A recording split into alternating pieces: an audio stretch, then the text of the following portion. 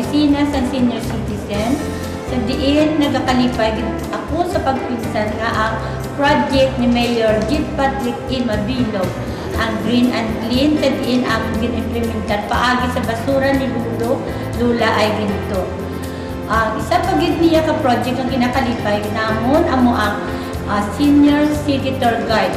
Sa diin ang mga tigulang na tagaan sa oportunidad na mapa-apply man ang ila mga abilidad. It is a unique project for us which gives a promotion for the city of Iloilo.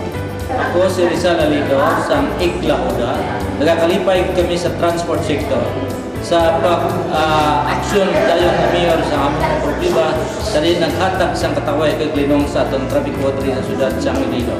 Ang pag-unite nila sa bilog ng transport sa din ginapatawag, nagamiting kami sa naghatagin kadako sang aktibo kag badasig nga pag-respond sa among problema sa trapiko.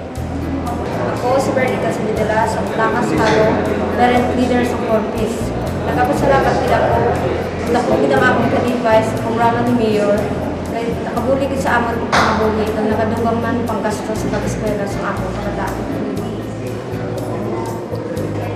Ako si Emily Ola Bistre, kag nagakalipay gid ako sa proyekto ni Mayor, ang Iloilo City Community College tungod ini nakabulig sa amon nga mga bigado nga mga kabataan Ilonggo na makaagom sa 4 years course nga sa college education.